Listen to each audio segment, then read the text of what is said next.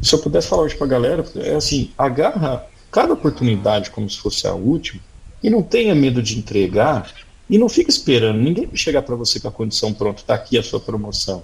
É você que vai conquistar.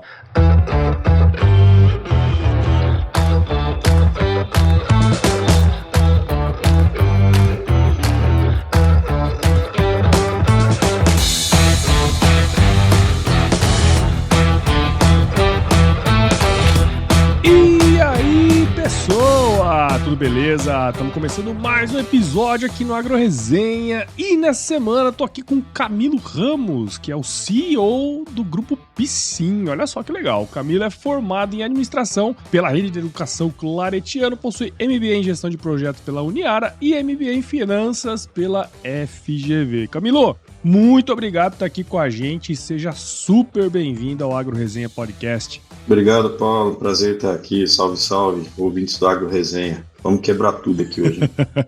É isso aí, cara. A gente vai falar um pouco sobre como nós nos conhecemos, né, cara? Lá no Epicentro, esse podcast que já rendeu algumas entrevistas do Epicentro já, viu, velho?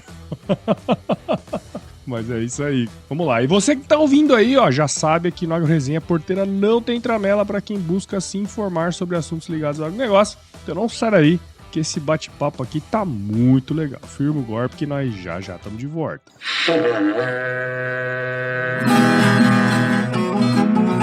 Bom, você já deve ter ouvido a máxima de que é o olho do dono que engorda o boi, certo? Isso é verdade até certo ponto, afinal, só olhar não adianta nada ser uma boa direção.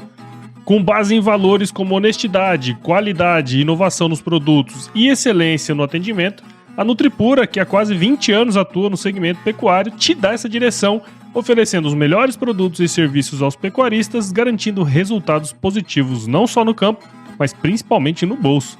E eu digo isso não é da boca pra fora não, afinal eu trabalhei lá, cara, eu vi com meus próprios olhos a competência técnica e o cuidado com o negócio do cliente. Saiba mais sobre a Nutripura em www.nutripura.com.br e fique ligado nos artigos que saem no blog Canivete, que na minha opinião é o melhor conteúdo sobre pecuária de corte que você vai encontrar na internet.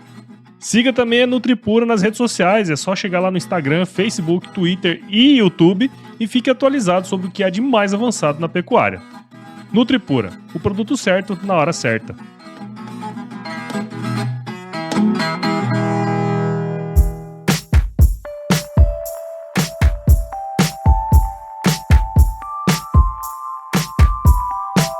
Muito bem, tô aqui de volta com o Camilo e pra gente começar essa resenha aqui, Camilo, conta um pouquinho aí da sua história pra gente, cara. Bom, o sotaque condena, né? Eu nasci ali no interior de São Paulo, em Ituverava. Eu tenho comigo que é dali que surgiu a origem da porta e porteira.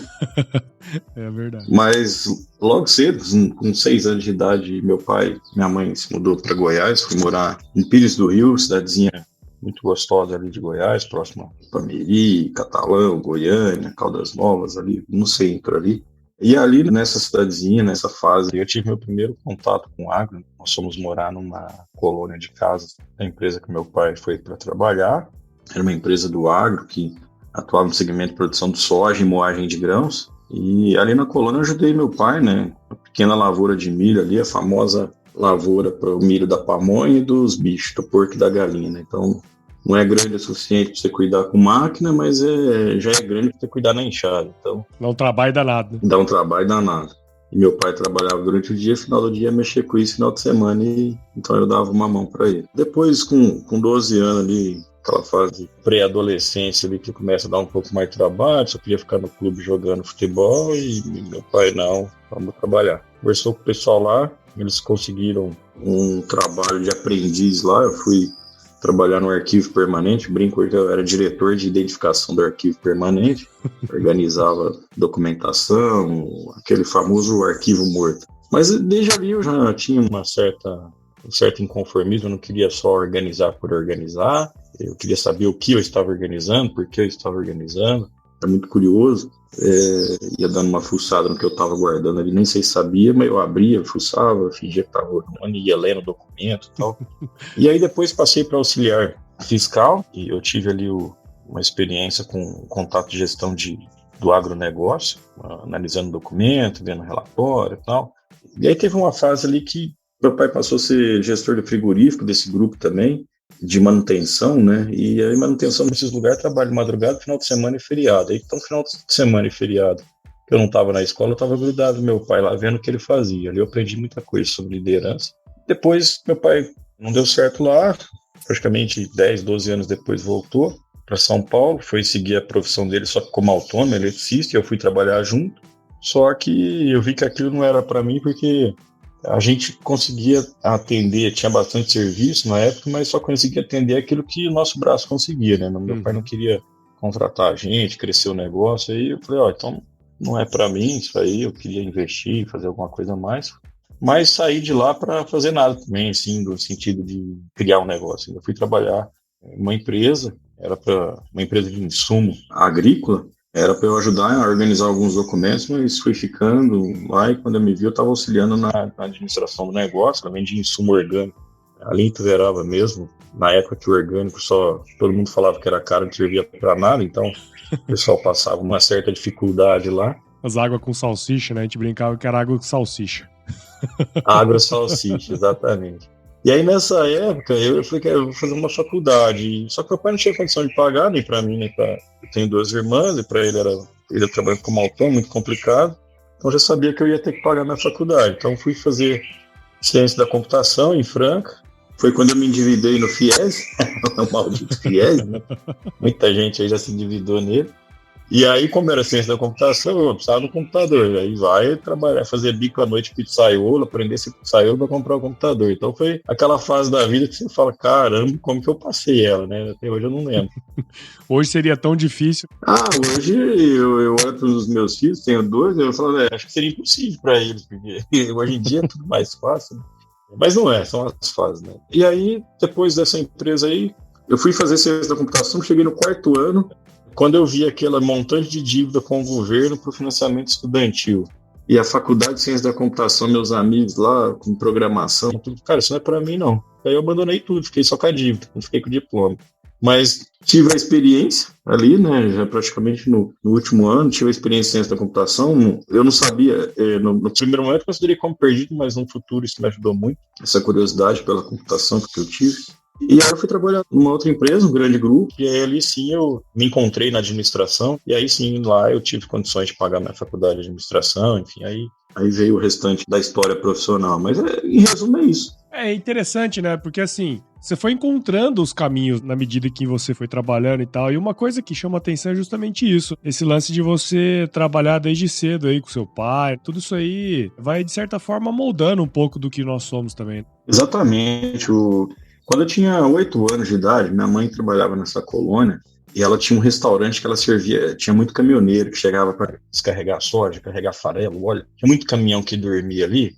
E ela abriu uma portinha e servia refeição para essa galera. E, coitada, ela era ela sozinha na cozinha, nos horários de almoço. O horário de almoço que era para ele comer e descansar, ele ficava lá ajudando a servir e tal. E eu me lembro bem que eu fazia a lição da escola assim, em cima de um freezer que ela tinha nesse lugar, ajudando a atender lá. Então, essa questão de trabalhar e estudar e ajudar nunca foi um problema para mim. Eu aprendi desde cedo, né? Então, quando eu tive que ir atrás, é como se eu não tivesse dificuldade, é como se aquilo fosse natural. Então, acho que essa fase minha da infância me remete a isso, a essa resistência e persistência, né? Bom, falamos um pouquinho do passado agora, eu quero vir para um momento até um pouco mais presente. A gente se conheceu pessoalmente agora, bem recente, no Epicentro, né? No evento do Jordão, lá em Campos do Jordão. E foi super legal, né? Porque até inclusive no episódio anterior eu conversei com a Miriam aqui, que a gente conheceu lá também. E a gente falou, acho que até na nossa roda, a gente comentou sobre isso também, que pouquíssimas pessoas do agro, elas estão nesses eventos que são meio fora da curva, né? Fora da patota, né? Vamos dizer assim. Uhum. Hoje você é CEO, nós vamos contar um pouquinho de como se deu essa transição ser um pouquinho mais pra frente, de você estar hoje como CEO do Grupo Piscin, mas olhando você hoje, assim, como CEO, cara, o que você foi buscar lá no Epicentro? Porque assim, a gente via gente de todo quanto é jeito, mas você particularmente foi buscar o que lá? Na prática, assim, eu sempre estou buscando aquilo, não importa o segmento que eu tô. Eu já atuei como empresa de consultoria, já tive meu negócio de consultoria, desde a época que eu era o cara que só cuidava do arquivo, vamos falar arquivo morto, né? O povo fala arquivo permanente, muito não conhece como arquivo morto. Eu nunca fiz só por fazer, eu sempre fui inconformado. Por que eu estou fazendo o que eu estou fazendo? E como que eu fui cair no Epicentro? Eu estava num momento Eu estava com uma empresa de consultoria onde estava indo bem, tinha bastante projeto, só que começou aquela fase assim, bom, mandei a proposta, e aí, vamos fechar? Não, fechei com a outra consultoria. Pô, como assim? Fui aí, fiz o diagnóstico e tal. Fechou, a outra estava mais barata. E aí eu falei, cara, por que mais barato? Por que essa briga de preço? Por que, né? Então isso começou a me gerar uma certa angústia relacionada à venda. O que eu posso fazer para vender melhor, para eu não perder esses propósitos? E eu já tinha feito muito curso de vendas, mas nenhum muito efetivo. Até que eu conheci o Ricardo Jordão, um vídeo na internet, aquele jeito maluco dele lá e tal. Aí comecei a dar uma analisada, falei, esse cara tem uma pegada comercial diferente, né? Ele tá falando umas coisas que faz todo sentido pro meu momento aqui da consultoria e tal. E aí comecei, fiz o curso de vendas dele, o Vendedor Maker, e aí ele comentou do Epicentro. Se o evento é organizado pelo cara tem a mesma pegada, eu vou lá, deve ser um evento de vendas. Fiquei com isso na cabeça. E vou lá. Então fui para esse evento, conversei com a esposa, vamos lá. Ela ficou lá passeando em Campos, eu fui pro evento. E quando eu cheguei lá, eu tomei aquela porrada no estômago, né? Falei, opa, o cara não falou de vendas. E aí vem a história do Epicentro, que você teve o primeiro contato esse ano. Sim. E aí eu tomei aquele soco no estômago, falei, caramba, os temas do evento são coragem, criatividade, generosidade. Eu saí de lá com o lado coragem muito ativado, né? Então saí chegando nos projetos que eu tinha de consultoria e quebrando tudo, literalmente, né? Então, acho que esse foi o momento da virada. Foi assim que eu cheguei no Epicentro. É muito louco, né, cara? Porque são tantas coisas diferentes que a gente enxerga ali. Às vezes, uma frase que uma pessoa fala pra você ali numa palestra, numa mentoria, aquilo ali tem o poder de mudar muito a sua visão sobre as coisas, assim. E justamente nesses 3 pilares aí, né? É um tapa na cara, é um soco no estômago. É isso aí. Dependendo de alguns, é um chute no saco, né, mano? Também. É muito louco, é muito interessante. Eu saí nocauteado de lá, mas no bom sentido. Cara, tá tudo errado. Eu preciso fazer diferente. Eu vim no mundo pra fazer diferente, não pra seguir os outros. No primeiro Epicentro, com essa visão. E você que já foi em mais de um, provavelmente cada ida é um aprendizado diferente.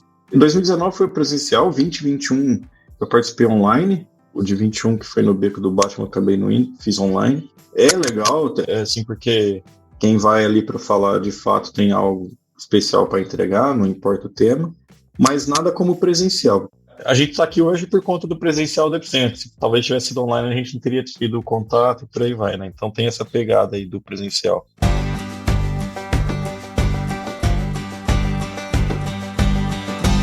E aí, tá curtindo o bate-papo, cara? Espero que sim. Mas eu tô passando aqui para te dar um recadinho. A missão da Stoller é transformar conhecimento em inovação para a agricultura, gerando valor a todos os envolvidos. Por mais de 50 anos, ela transforma conhecimento em inovação no esforço de impulsionar as culturas a alcançarem seu máximo potencial genético e atingir altas produtividades. E quando se trata de conhecimento, você pode encontrar tudo sobre fisiologia, nutrição e biologia de plantas no podcast Campo On, produzido pela Stoller. Lá, um time de especialistas aborda assuntos relacionados às principais culturas agrícolas e, como você já sabe, você pode escutar quando, onde e como quiser. Aprimore o seu conhecimento no site da Stoller, o www.stoller.com.br. Lá você vai encontrar vários artigos técnicos e o link para assinar o podcast Campo On no Spotify. Lembre-se de seguir a Stoller no LinkedIn, Instagram, Facebook e YouTube. É só procurar por Stoller Brasil. Isso é inovação, isso é Stoller.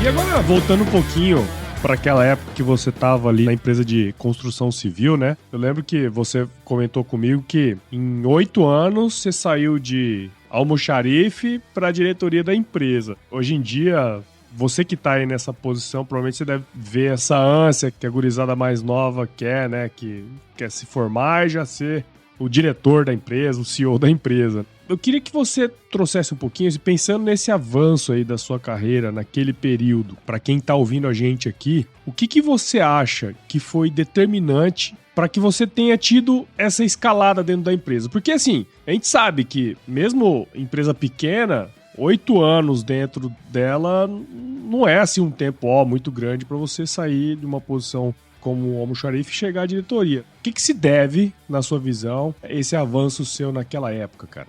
Nesse caso específico, eu trabalhei nessa empresa de insumo que eu comentei, e para você ter uma ideia, eu não tinha nem salário fixo. Era assim, esse mês entrou o dinheirinho aí, toma isso aqui. Era bem nesse esquema, assim. Eu queria muito ajudar a empresa. Mas só que aquilo, para mim, putz, eu tava com meu pai, não tava legal, vim pra essa situação que só piorou.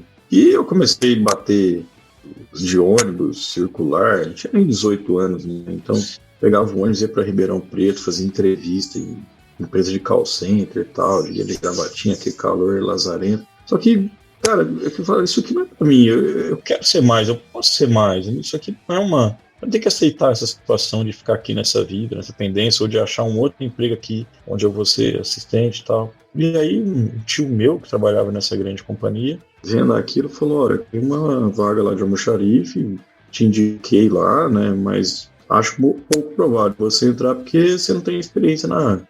E aí, acho que a minha entrada aconteceu por conta da indicação dele de fato, fiz a entrevista, fui contratado.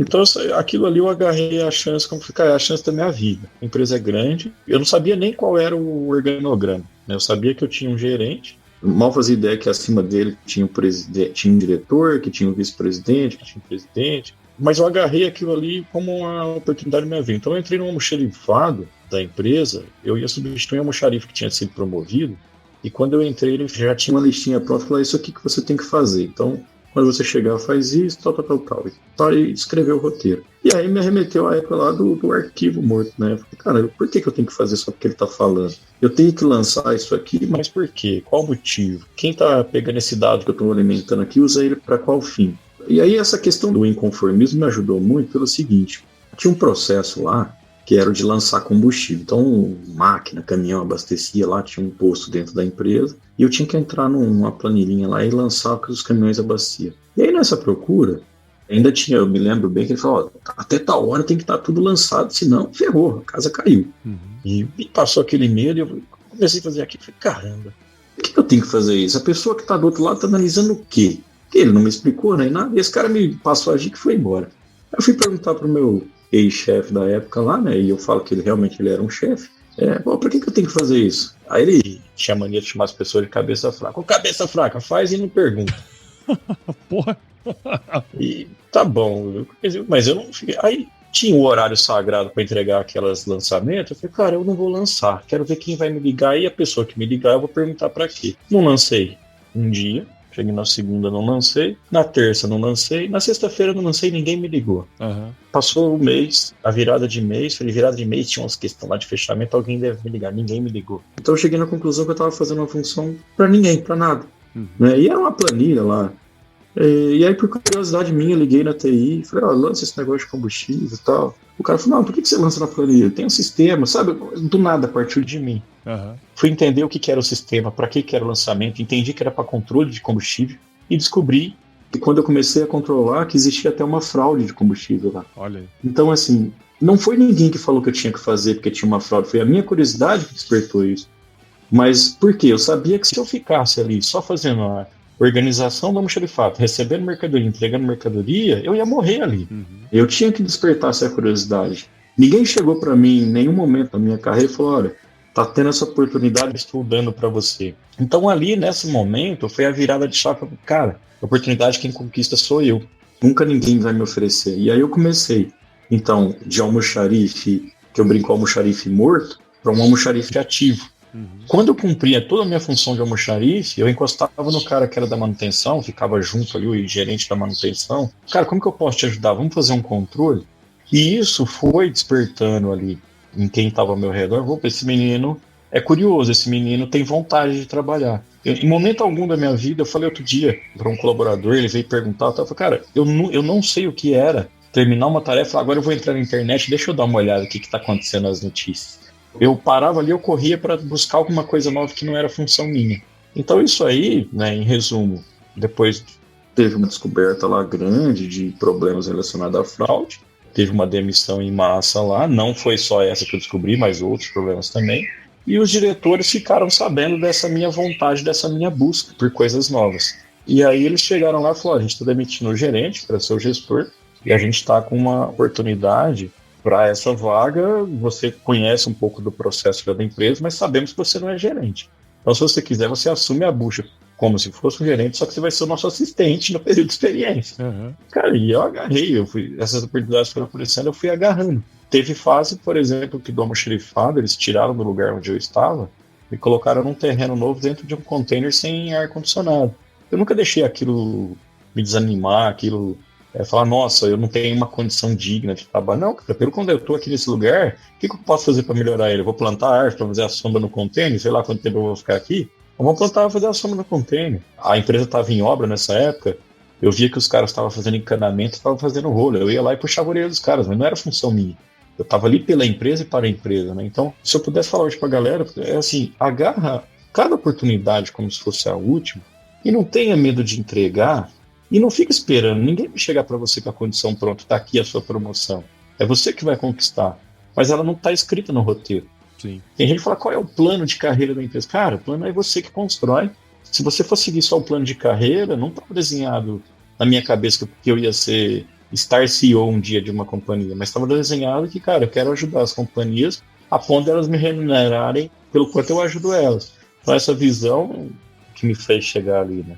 E aí por esse perfil, nessa empresa da construção civil, cara, ela foi crescendo, eu saí da construção civil e percorri diversos caminhos, de conservação de rodovia a mineração lá dentro, né? Por esse perfil de sempre estar buscando um novo e nunca me desmotivar por isso. E é interessante esse ponto, né? Porque você foi entendendo como que funcionava a corporação e ajudando nas mais diversas. Uma coisa que eu achei bem legal é que assim, pô, eu terminava o meu trabalho ali e colava no cara que podia talvez me ajudar. Isso é um negócio muito interessante. E depois você passou a fazer isso de uma maneira diferente, que foi na consultoria, né? Que você comentou comigo ali antes. Exato. Que você, dessa empresa, você saiu para prestar consultoria, fazer consultoria. A consultoria veio exatamente pela minha inconformidade nessa empresa que eu estava. E esse ponto é legal, né, cara? Porque você resolvia problemas. Inclusive você ficou conhecido como Doutor Problema, né? Quer dizer, você tinha um problema, você estava querendo resolver ele aí. E eu acho legal porque daí você pôde levar essa cultura, né, de resolver os problemas para outras empresas, que não só aquela que você estava. Conta pra gente um pouquinho como foi esse período aí na consultoria, que tipo de trabalho que vocês desenvolviam lá. Exato, eu estava nessa empresa, esse grande grupo, percorri todas essas unidades de negócio dele. E quando eu cheguei na área da gestão financeira, a empresa passou alguma fase difícil ali e eu adquiri essa experiência em administrar crises financeiras. Só que eu fiquei um pouco inconformado, muito inconformado, porque, bom, tá passando por uma crise, a gente está enfrentando ela, tudo indica que vai sair, mas ninguém está pesquisando a origem dessa crise. E não estou vendo ninguém atuar na origem. E aí quando eu fui levar esse tipo de questionamento, debater entre diretor e sócio e tal, eu percebi que não era o foco deles, que o assunto era sempre dizer, não, vamos crescer mais. E, putz, aí aquilo me mostrou que, bom, tá bom, vai crescer mais, mas se um dia voltar a cair, o tombo vai ser maior. E eu não quero estar aqui quando isso acontecer, porque, na minha opinião, tem que buscar a origem. E aí foi eu tive meu processo, eu tinha conhecido a consultoria. Falei, cara, acho que agora não quero sair daqui e fazer a mesma função em outra empresa. Eu quero arriscar na consultoria, porque eu entendo que ali eu vou conseguir ajudar mais pessoas, mais empresas. Eu já tinha um contato com essa empresa e foi um processo legal. Eu até brinquei outro dia num outro podcast que eu não me lembro de ter ficado desempregado, né? Porque eu tratei na minha transição, foi programado e a minha dispensa foi concretizada às 12 horas ao meio-dia e às 13h30 da tarde eu estava iniciando meu primeiro projeto na consultoria, já nessa empresa. E aí na consultoria, por eu ter tido esse perfil de ter administrado crise, bom, vai ali naquela empresa que ela está com um pouco de dificuldade, foi a primeira, né? Fui lá, comecei a ajudar. Mas surgiu uma outra empresa que também, obviamente, buscou a consultoria, porque tem alguma dor. Essa aqui também está com uma dificuldade financeira. E aí começou. Até que a gente brincava que chegava um determinado momento, tem um projeto novo, mas é só de processo. A empresa não está com dificuldade financeira. Não. Então essa não serve para o Camilo. Essa aí tem que estar em dificuldade para servir para o Camilo. Mas foi muito bom, porque é na dor que você conhece as pessoas, é na dor que você enxerga as oportunidades da empresa, e isso foi o que eu aprendi de melhor na consultoria. Acho que não importa a situação que você esteja. Eu já enfrentei empresa, principalmente na parte financeira, ali já ajudei empresas que convidou a gente para montar o plano de recuperação judicial. A gente elaborou o plano e falou, cara, não toca judicial não, toca uma recuperação branca. Vamos chamar os caras, vamos encarar de frente isso aí. E aí o cara conseguiu sair com a recuperação branca, sem ir pra judicial. Então, esse tipo de vivência, acho que para mim foi uma das melhores, assim, em termos de experiência profissional. E assim, isso te deu uma bagagem violenta, né? Porque você via ali as questões dos diversos negócios, e eu acho que essa é uma coisa legal do consultor. Porque você consegue vivenciar diferentes realidades e muitas vezes a resolução de um problema de um cliente provavelmente já resolveu em outro. Isso vai te dando essa casca grossa, né? E o principal que eu considero que eu aprendi foi aprender o que não fazer. Não faça isso na gestão porque eu já sei qual é a consequência. Então isso aí é interessante. Olha só, eu nem preciso te dizer que produzir alimentos para as próximas gerações será cada vez mais desafiador, né? Com uma demanda crescente por alimentos e com o uso racional dos recursos naturais, só o conhecimento e o trabalho duro podem nos ajudar a enfrentar esse desafio. E é por essas e outras que a missão da Yara é alimentar o mundo e proteger o planeta de forma responsável. Você já imaginou como seria uma sociedade mais colaborativa, um mundo sem fome, um planeta respeitado? Pois é pensando justamente nisso que a Yara busca crescer de forma sustentável, promovendo a nutrição de culturas ecologicamente corretas através de soluções de energia com emissão zero, aumentando assim o valor em todos os elos do agronegócio. Top demais, né? Conheça mais sobre a Yara no www.yarabrasil.com.br e aproveite para navegar na plataforma de e-commerce novinha em folha, onde você pode comprar fertilizantes de uma maneira diferente e com a confiança de sempre. Lembre-se de seguir a Yara no LinkedIn, Instagram, Facebook, Twitter e YouTube. É só procurar por Yara Brasil Oficial. Yara e você, nutrindo hoje para colher sempre.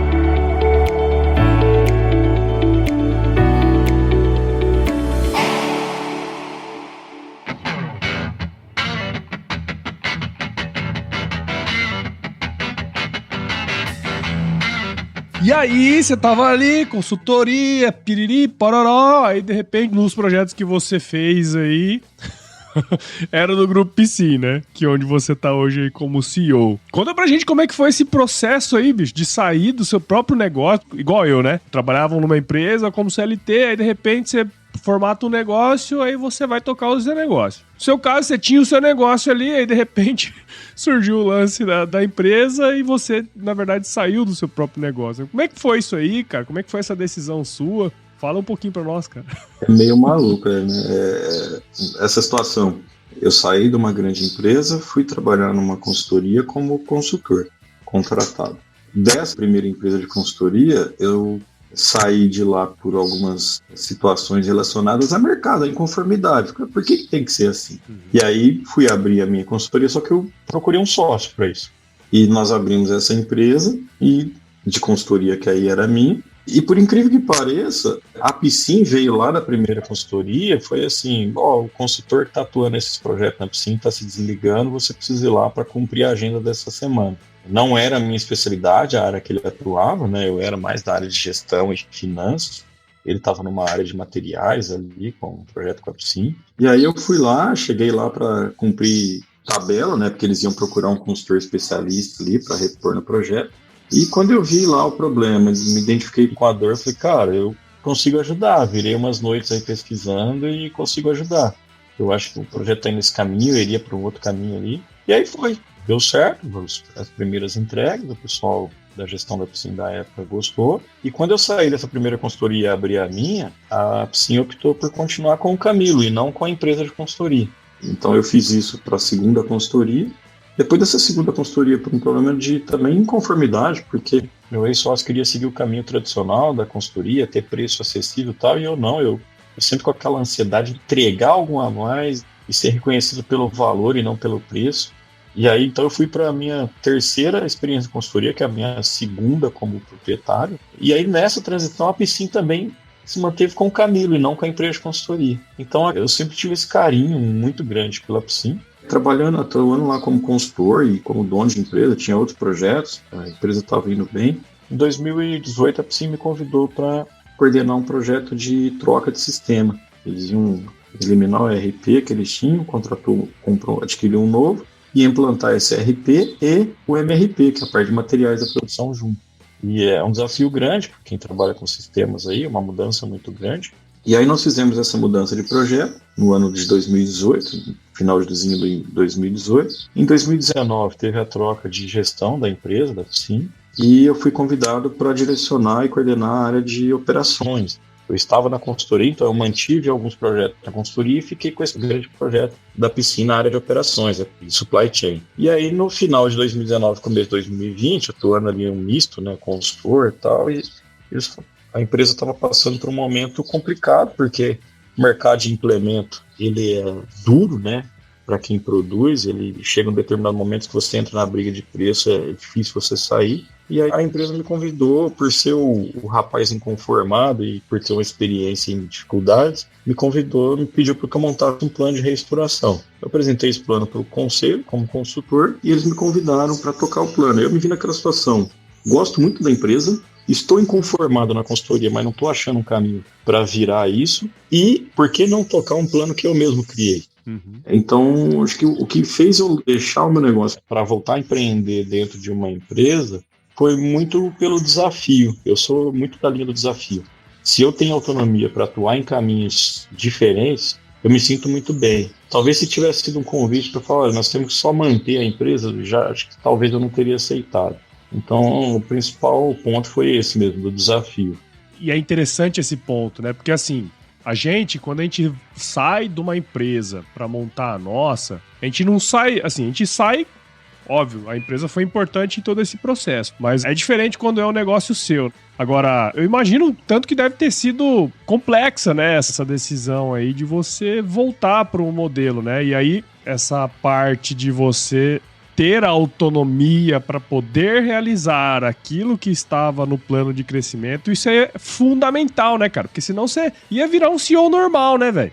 Sim, eu juro pra você que não foi o fato assim de CEO, cara, eu já tava numa fase, eu tenho a minha empresa, tenho os projetos, não foi o cargo que me atraiu, foi de fato o desafio, porque olha os elementos que eu tinha, uma empresa com uma certa dificuldade de mercado, que era a Sim, a minha empresa de consultoria com projetos rodando, e quando o plano foi aprovado e eu fui convidado, já se falava de pandemia, do Covid. A pandemia explodiu no Brasil em março de 2020. Eu iniciei o meu projeto estando como CEO da Psim em maio de 2020. Então, quando eu aceitei o convite, eu já sabia do que estava por vir. E eu tive, sem sombra de dúvida, assim, muita gente me falando, você é louco, deixando o seu negócio rodando para ir para uma empresa que tem uma certa dificuldade relacionada a mercado, mas eu sabia que era uma empresa idônea, eu sabia que era uma empresa que tinha nome, que tinha produto, que faltava eram alguns ajustes ali.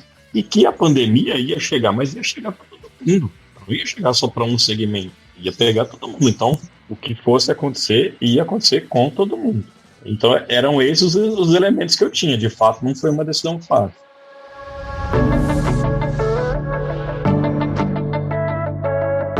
O sol, que é tão importante para a atividade no campo, pode ser também um grande aliado na redução de custos com a energia elétrica da sua empresa rural e um baita de um negócio para quem quer investir nesse setor que só cresce ano após ano.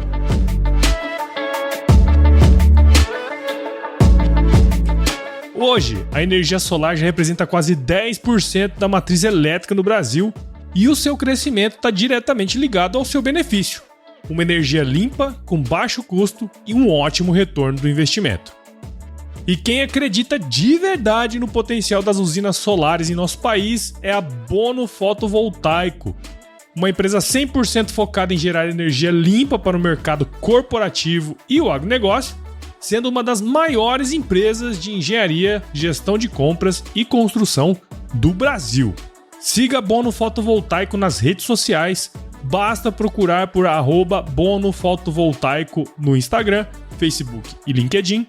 Ouça o episódio especial que a gente fez aqui no Agro Resenha. É só buscar aí na sua timeline e visite o site www.bonofotovoltaico.com.br e entre em contato com a equipe da Bono aí para fazer um orçamento legal. Beleza? Bono, gerando energia para mover o mundo.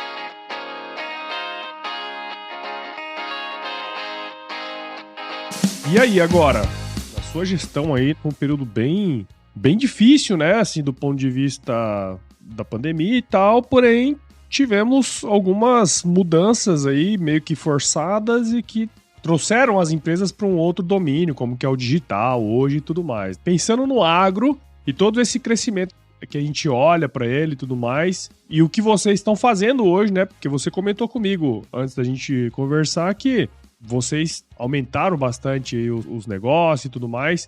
Qual que é a visão de vocês pro futuro aí, cara? O que eu digo assim, a pandemia trouxe para o agro, e aí eu não falo só de indústria, de toda a cadeia, os piores e os melhores momentos do agro, de toda a história, né?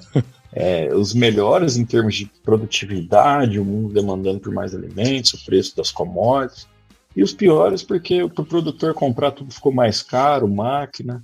Para as empresas produzirem máquinas, a matéria-prima se tornou escassa por conta da pandemia, a mão de obras ficou muito difícil. Então a gente teve momentos muito complicados. E não podemos negar que o segmento todo teve uma onda, né, uma grande onda. Agora, as empresas que souberam surfar não foram todas, né, apenas algumas. Eu considero que a nossa estratégia, por ser um pouco mais ousada, por estar relacionada a essa inconformidade, porque assim, quem atua no segmento de implemento, entra num momento que você tem empresas concorrentes que são tradicionais, assim como você, elas têm bons produtos, assim como o seu. Então você chega numa situação que fala, cara, chega lá e falar que o meu produto é melhor, cabe mais, o deles também é bom. E o que você vai fazer para mudar isso? Bom, então eu tenho que investir em pesquisa, eu tenho que investir em novos mercados, eu tenho que investir em atendimento. Então, basicamente foi esse caminho que a gente traçou como estratégia. E o que eu costumo dizer assim, o futuro, quando a gente pensa nele, ele é hoje já, né? Eu estou vendo que tem muita empresa jogando para o futuro assuntos que deveriam estar sendo tratados hoje. Então, eu considero que o futuro é hoje, porque vender o problema que a gente resolve e não a solução que a gente vende, já tem sendo um desafio, principalmente para máquinas, não de hoje, já de um bom tempo. Essa frase ela é do Jordão, mas eu trago ela para a nossa realidade. Você tem que vender o problema que você resolve, não a solução que você vende. Eu estou oferecendo esse equipamento para o cara, mas que dor que ele resolve? Porque se ele não resolve uma dor específica, ele é só mais um na multidão de implementos. Então essa estratégia para efeito de pesquisa e desenvolvimento de produtos é a que a gente adota. E nesse processo nós entendemos que buscar dor do cliente, do produtor, da loja, do revendedor, não é algo tão simples. Então você ir lá a campo, ouvir e transformar essa dor em algum tipo de solução não é algo tão simples. Mas a gente entendeu que é o caminho. Então nós temos hoje como uma empresa relacionada, lá no projeto de 2 anos, uma empresa relacionada a implementos, uma empresa relacionada ao mercado de reposição de peças. Nós temos uma área de inovação que deixou de só pesquisar inovação voltada para produto e é uma área que busca de fato dores, então a gente está lançando esse ano uma startup voltada para o arrendamento de terras e agora, recentemente, a gente está trabalhando num processo de uma startup voltada para a predição de dados. A gente entende que dados, a gestão baseada em dados no campo já é uma realidade e que a gente tem que trazer alguma coisa nesse sentido. Hoje a gente já tem basicamente esses pilares. Máquinas, desde que seja no quesito inovação, mercado de reposição, desde que também apresente algum quesito de inovação, e o mercado de soluções ali, tanto nessa questão da plataforma de arrendamento, predição de dados, basicamente esses pilares que a gente tem. Entende, né? O futuro do agro é hoje, não é lá na frente naquele mundo ilusionista não, que a gente imagina. Cara, porque muitas vezes a gente fica colocando a culpa no futuro, né, ou no passado e esquece que o que a gente faz hoje é o que define como nós vamos estar daqui pra frente, né, cara? Então, essa visão é muito importante, né, em qualquer negócio. Exato. Eu já falei com muitos especialistas de dados, né, agora nessa busca que a gente estava, e os caras falaram, pro agro dá para pensar muita coisa, mas só quando a gente tiver conectividade. Não, cara. Não, tá louco. A gente tá pronto para quando chegar a conectividade melhorar as idas e vindas dos dados, mas a gente tem que estar com eles na mão, a gente tem que entender para que eles servem, então não tem que esperar 5G, 6G, não, é hoje. E já tem muita gente tomando decisão lá no campo baseado em dados. Pô, Camilo, legal demais, cara. Que bom que deu certo da gente gravar esse episódio aqui. Fiquei muito feliz aí em ter conhecido você lá no Epicentro, trazer um pouco dessa visão. Acho que isso é super legal. Eu já fui em várias feiras, né? Especialmente a AgriShow, que a gente vê muito, né? Eu não sei, eu tenho a impressão assim de que a hora que a gente chega lá, as empresas de máquina e implemento, é tudo mesmo estilão, né, cara? Então, assim, é difícil você ter alguma diferenciação na hora que você chega e vê todo mundo no mesmo lugar. Mas saber que existem empresas brasileiras desse porte fazendo coisas muito diferentes é muito legal, cara. Fico muito feliz em saber disso. Agradeço a participação aqui no AgroResenha. Tenho certeza que quem esteve do outro lado aqui com a gente foi super legal, aprendeu muita coisa aí com a sua história, com a sua carreira. Acho que você deixou muitos insights legais aí pra gente. Fazer, né? Eu acho que o grande lance é fazer. E eu acho que você tem feito muita coisa aí bacana. Então, muito obrigado e parabéns pelo seu trabalho, viu, meu? Eu que agradeço aí pelo convite, uma honra. Sou ouvinte assíduo do AgroResenha, né? E aí, quando eu recebi o convite, fiquei muito feliz. E fiquei muito feliz mesmo quando eu fiquei sabendo que você estava no Epicentro. Porque é isso que você disse, o agronegócio, ele entra numa linha do tradicionalismo que é difícil você sair. E você comentou, né, eventos. Eu achava, sempre achei, sempre frequentei eventos do agro, um saco. Você chegar lá, as maquininhas paradinhas, você não consegue nem andar no stand de tanta máquina que tem, e tá ali uma máquina parada para o vendedor ir lá e vocês conversarem apoiados na máquina. É isso. Eu nunca aceitei muito essa situação como algo normal. Então é que esse ano nós demos uma inovada de feira, o ano que vem, e eventos, o ano que vem, com certeza a gente vai ter muita coisa diferente, porque a gente entende que o que a gente fez diferente esse ano não dá para repetir o ano que vem, a gente tem que fazer diferente. E não fazer diferente, para levar novidade e falar, olha, dá para ser diferente, a gente dá para trazer mais novidade para o professor, para o produtor, para quem está envolvido. E eu sou desse tipo. Bom, tem um evento do agronegócio acontecendo ali, se não é comercial, não, vai ter um monte de especialistas do agro debatendo algum assunto. É legal, eu tenho que ir lá, mas se tiver no mesmo data um outro evento que é totalmente diferente, que vai ter pessoas de outros segmentos, eu vou estar nesse outro diferente. Não porque eu quero ser diferente, porque se você quer inovar, você tem que percorrer caminhos que não são conhecidos. E o Epicentro é um desses eventos. Eu gostaria muito de, em determinado momento, ter tanta gente do agro no Epicentro que faça procurar outro evento que não seja o Epicentro. Mas, principalmente, para que essas pessoas que estão ali abram a cabeça, abram a mentalidade, né? Sem dúvida, cara. E eu me coloquei numa missão aqui de levar pelo menos uns 5 do agro lá. Se não 10, sabe? Porque tem que levar essa turma, porque a hora que sair de lá, tem muito insight que você pode usar nas suas empresas, no seu trabalho e tudo mais. Então, tem que fazer isso mesmo, né, meu? Aí. Obrigado pelo convite. Show de bola. E como quem que tá escutando a gente aqui agora, Camilo, pode acompanhar aí o seu trabalho, cara? Onde que a gente te encontra? Cara, acho que por enquanto eu sou um pouco de redes sociais, preciso trabalhar melhor isso. Tem uma discussão minha lá do marketing de como a gente pode fazer isso sem parecer algo... Pra não parecer um negócio artificial, acho que tem que ser muito natural, né? Eu vejo você entrevista várias pessoas aí, a pessoa fala assim, vai lá no meu YouTube, vai no meu Instagram, você vê que o cara tá todo dia, é orgânico isso. Faz parte da rotina, o cara entrega conteúdo. E eu não sou a favor dessas postagens só porque o marketing pediu, então a gente tá buscando, mas quem quer me encontrar profissionalmente, o LinkedIn é o melhor caminho, né? Então pesquisa lá Camilo Ramos, no LinkedIn já vai me encontrar lá.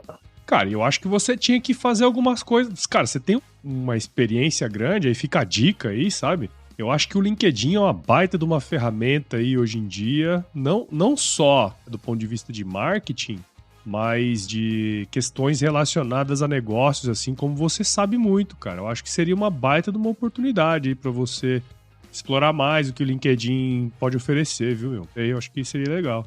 Quem sabe não nasce um projeto aí, ó. Eu acho que seria bem legal. Paulão e Camilo. Vamos nessa. Uma resenha de gestão. Aí, ó. Bom demais. Agora vamos para a parte mais interessante deste podcast que vos fala aqui, Camilo, que é o nosso glorioso quiz. Vamos nessa, não? Vixe, vamos. Tô com medo desse quiz, mas vamos lá. Bom, você já conhece, você já ouviu o podcast, então eu vou te fazer algumas perguntas e responde a primeira coisa que vier à sua cabeça, tá certo? Certo, vamos lá. Camilo Ramos, qual é a sua música antiga predileta? Antiga predileta, que resume um pouco assim os momentos que eu já passei na vida, seria Tente Outra Vez, Raul Seixas. Raul Seixas, Saulzito. Muito bom, hein? Essa música é top, cara. E conta pra gente aí, ô Camilo, qual foi o lugar mais legal que você já visitou? Eu sempre critiquei muito o trabalho e família, então as viagens que eu fiz, a sua grande maioria foram ou a trabalho ou pequenas férias com a família. Mas eu gosto muito de lugares que tem uma cultura determinística ali preservada, sabe? Por exemplo, Rio Grande do Sul, né? Você visita algumas colônias italianas, colônia de alemães ali, e eu gosto muito desses lugares que a cultura é preservada até hoje. Isso mostra que, por exemplo, São Paulo virou uma mistura, né? Uma miscigenação muito grande, Goiás, tudo.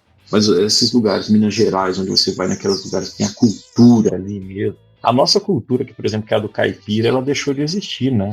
Caipira, ele virou um termo pejorativo, mas ele foi uma cultura um dia. E eu gostaria, né, se um dia for possível resgatar, mas como é muito difícil, eu fico admirando esses lugares que tem essa cultura determinística ali preservada. Rio Grande do Sul é um desses lugares. Cara, eu brinco com os meus amigos gaúchos. A gente gosta de fazer piadinha, né? Com os amigos gaúchos, obviamente. Mas eu sempre falo pra eles assim, que eu invejo muito a cultura deles também.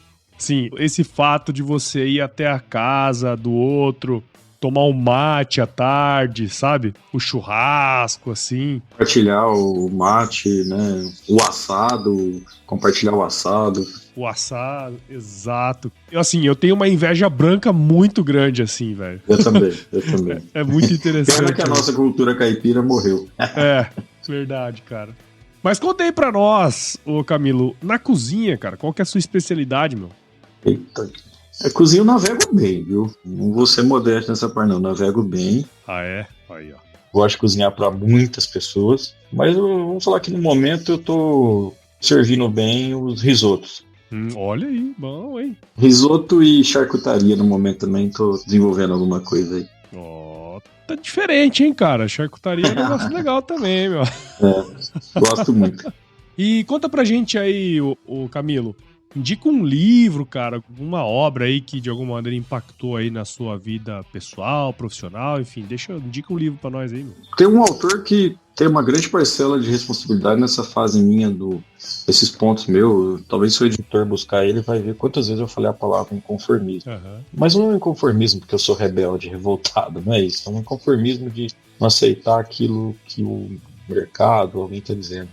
Tem um autor que é um dos responsáveis por despertar isso em mim, que é o Ricardo Sandler, né? Então eu recomendaria os 2 livros dele ali, Virando a Própria Mesa e Você Está Louco. Acho legal. Que são livros que eu com certeza recomendo. E aí depois vem quebra tudo ali do Ricardo Jordan, que eu não posso deixar, que aí é mais voltado não só para o negócio, para a vida ali, né? Então recomendaria esses aí. Show de bola, muito bom. Como é que é o nome do autor mesmo?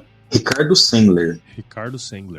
Virando a Própria Mesa é um livro e Você Está Louco é o outro. E Camilo, conta pra gente aí, se você se encontrasse com o seu eu de 17 anos hoje, cara, qual seria o melhor conselho que você se daria, meu? Essa é pesada, hein? Essa é pesada, é pra ser, meu. E pro meu eu ali, 17 anos, eu diria pra eu cuidar mais da minha saúde, de eu manter a minha curiosidade, mas não ser tão frenético na busca das respostas. Eu sou uma pessoa que sempre ouvi muito, veio de família, eu ouvi, quando o mais velho estiver falando, você para e escuta, então isso desenvolveu o processo meu de ouvir, mas eu ouviria ainda mais, porque quando você está naquela fase adolescente ou 18 anos, você ouve, mas você quer também participar, então mostrar que sabe, então eu ouviria mais. E principalmente, acho que o que eu diria era para eu me dar mais, cara, porque aí é aquilo que a gente aprendeu, você se dando mais, o universo devolve. Sim, devolve mesmo. Muito bacana aí, ô Camilo. E pra você, cara, que acompanhou esse episódio até agora aqui, minha conversa com o Camilo aí, praticamente quase 1 hora aí que nós estamos batendo um papo aqui, tenho certeza que você gostou desse conteúdo. Então considere compartilhar esse podcast aqui com alguém que vai se beneficiar aí de toda essa história aí do Camilo. Assine então os agregadores de podcast aí, o Agro Resenha está disponível em todos eles, Apple Podcasts, Google, Spotify, Deezer. Siga a gente nas nossas redes sociais aí também, Instagram, Facebook, LinkedIn e Twitter. Entre no nosso grupo do WhatsApp, nosso canal do Telegram, o link está lá no nosso site, o www.agroresenha.com.br. Escreva para contato@agroresenha.com.br se você quiser indicar pessoas aqui para o nosso podcast, se você quiser mandar um oi aí para a gente adora receber ois. E nós fazemos parte da Rede Agrocast, a mais bonita rede de podcasts do agro do Brasil. Então se você quiser curtir aí e ouvir outros podcasts do agro, só colar lá em redeagrocast.com.br. É isso aí, Camilo. Pô, super legal aí o nosso bate-papo, hein, cara? Valeu, gostei demais, velho. Valeu, obrigado, Paulo. Espero que o pessoal tenha gostado aí. Se não gostou, manda a lenha aí que a gente ajusta o percurso. Não, você se não gostou, foda-se também. Agora eu já falei. Tem história, fazer o quê? E fica aí o recado final pra você, viu, Camilo? Que se chover não precisa molhar a horta, não, tá bom? Com certeza.